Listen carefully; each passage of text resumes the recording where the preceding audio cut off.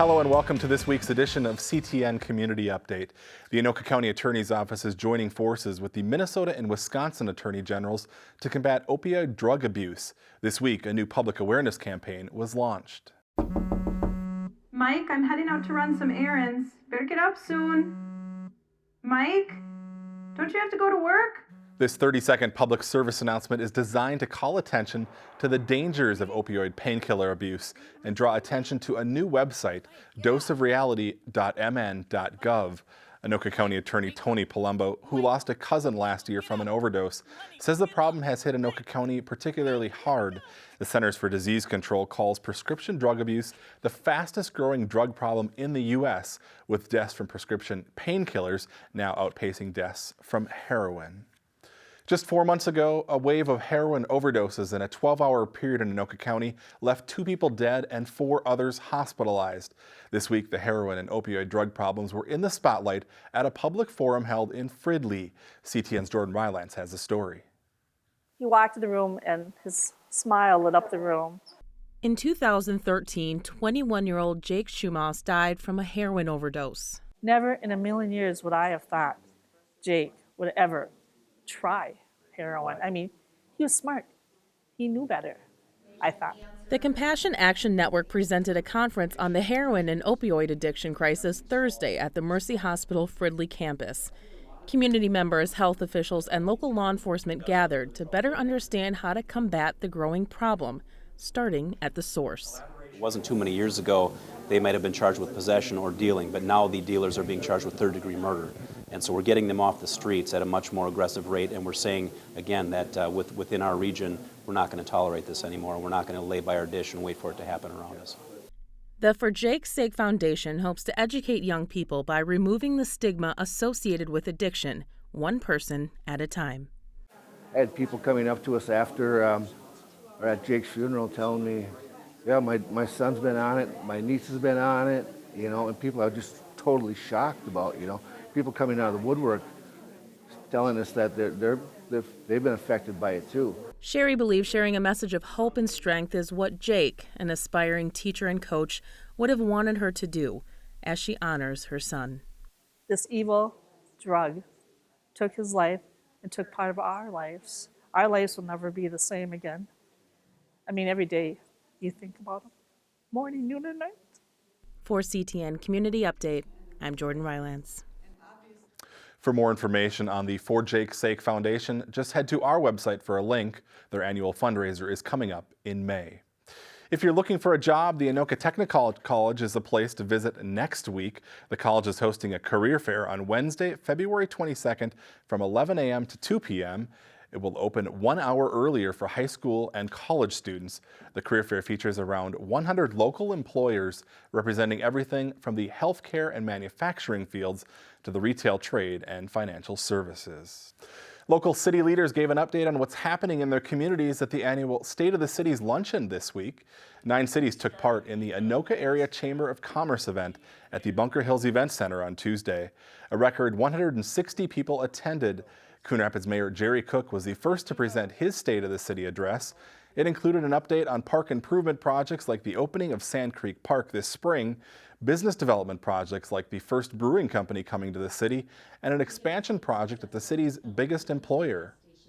RMS is the largest private employer in Coon Rapids, and they are adding a 60,000 square foot addition, at least 100 jobs within 2 years, which I think brings them to 672 or 772 for employees. It's just a phenomenal facility, super high tech, all the Swithlays for manufacturing high-end medical parts. Mayor Cook also talked about the need for an overpass at the Hanson Railroad tracks. With 12,000 cars a day and up to 80 trains running daily through the city, the mayor says the project is at the top of the list for state funding. With record high temperatures predicted this weekend, the end of the outdoor ice skating season is here. Earlier this week, the city closed down outdoor rinks at Thorpe, Wintercrest, and Riverview parks. Keeping the ice in good skating condition has been challenging this season due to some unseasonably mild temperatures. The rinks will reopen for the 2017-2018 skating season in December. Anoka-Ramsey Community College is teaming up with Augsburg College in Minneapolis to offer a new program to complete a bachelor's degree.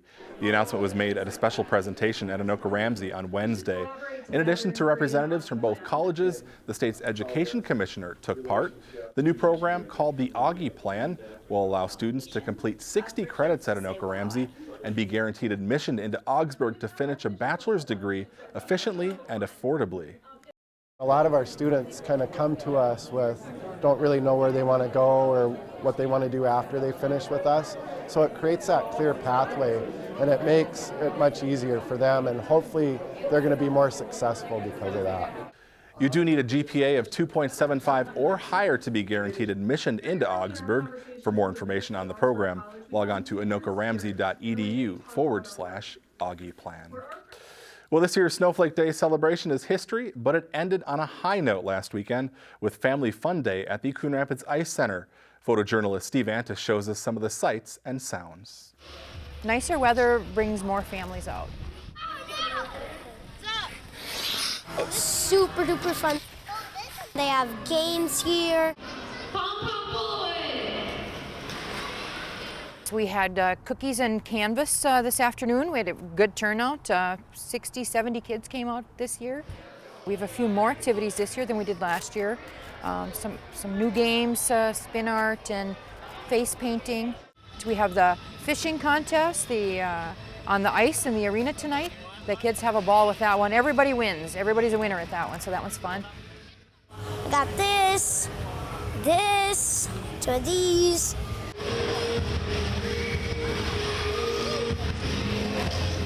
The board behind me, usually I get that filled up, and by the end of the night, I never get to all of them, but once the kids got used to me being here and taking requests, they know I'm here and they put their requests in. And every limbo boy and girl all around the limbo world gonna do the limbo rock all around the limbo clock. about halfway through the thing, we turn the lights out and we have a lights out kind of a skate.